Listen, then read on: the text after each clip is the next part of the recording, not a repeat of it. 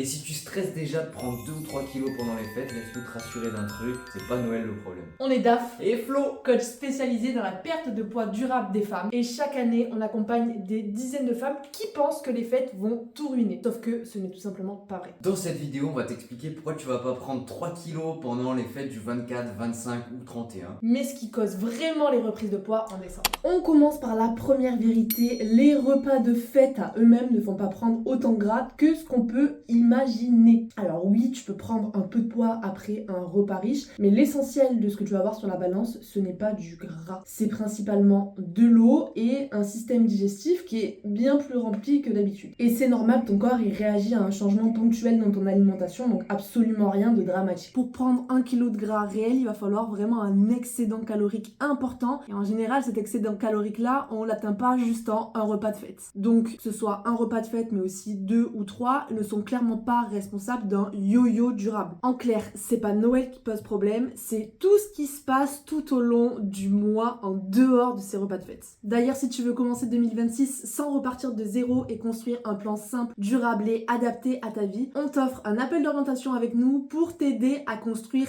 ton plan anti-yo-yo. Le lien est juste en dessous dans la description pour réserver ton appel. C'est 100% offert et tu repartiras avec un plan de route clair, même si on ne travaille pas ensemble. Et maintenant, je te donne la vraie raison de pourquoi pas mal de femmes prennent du poids en décembre. Tu l'as compris, c'est pas les 2 ou 3 repas de fête, c'est tout ce qu'il y a autour. Les chocolats au bureau, les biscuits qui traînent à la maison, les apéros, les repas de Noël qui s'enchaînent, le petit chocolat juste pour accompagner le café, le petit chocolat du calendrier de l'Avent, le vin chaud au marché de Noël, les restes de Noël que tu finis pour pas acheter, etc., etc. Alors clairement, t'as vu, c'est pas un gros excès ponctuel. C'est la somme de toutes petites choses quotidiennes tous les jours pendant 3 semaines, 1 mois. Et là oui, en fait, ce petit excédent tous les jours fait un gros excédent et peut mener du coup au stockage des graisses et donc forcément une prise de poids. C'est super important que tu retiennes ça. Le problème, ce n'est pas Noël en soi et les repas de fête que tu vas avoir. C'est au final le rythme global du mois de décembre. Et la bonne nouvelle, c'est que ça peut se gérer très facilement et on te donne tout de suite nos 3 habitudes pour pouvoir gérer ton mois de décembre et pas prendre de poids. Habitude numéro 1, prends-toi avant les repas du style repas de Noël entre collègues où tu sais qu'il va y avoir les petits chocolats au boulot. Prends-toi, pour éviter d'avoir la super dalle, une collation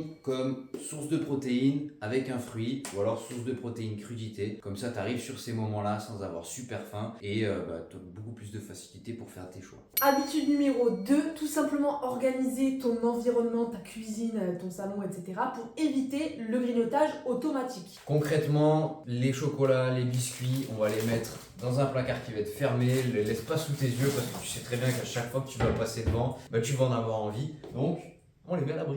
Tout en haut, c'est encore mieux, comme ça on ne le voit même pas. Donc tu l'as compris, laisse pas trop traîner ces chocolats, ces choses comme ça sur un plan de travail, laisse-y plutôt une carafe d'eau, une panière de fruits, ça se dit. Oui. Un plateau de fruits, quelque chose comme ça qui va te permettre, si jamais tu en as envie, d'y aller, mais de ne pas être tenté par les fameux biscuits ou chocolats où on a trop envie de piter dedans. Et tu peux faire pareil au bureau, ok? Proposer tout simplement à tes collègues que la boîte de chocolat qui a été ouverte là début décembre, les viennoiseries, etc. soit mise à un endroit précis et pas l'endroit où tu vas passer toute la journée. Ça peut être pareil pour tout le monde, ça peut être votre petit coin plaisir, votre coin par exemple pause café avec viennoiserie, etc. Et comme ça, si tu veux faire le choix de ne pas être tenté en ne les voyant pas toute la journée, ça va être bien plus simple pour toi. Et comme tu l'as bien compris, c'est surtout pas de la restriction, c'est juste rendre les choix automatiques un peu moins automatiques. Et rien que ça va réduire de ouf tes efforts sans avoir besoin de lutter, sans avoir besoin de résister, sans avoir à compter sur ta volonté parce que tu vas même pas y penser. Habitude numéro 3, la petite marche d'après repas. Franchement, 10-15 minutes, ça suffit, pas besoin de partir balader une demi-heure. Et c'est vraiment le meilleur moyen de contrôler les pics de glycémie et donc d'éviter les fringales derrière qui vont en général nous faire manger un peu plus que nécessaire et donc nous faire prendre du poids. C'est simple, c'est doux, ça fait du bien au corps, à l'esprit et ça change tout.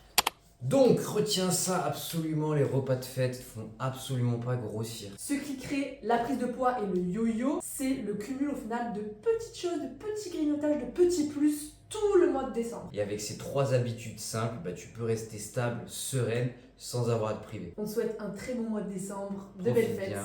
Ciao ciao.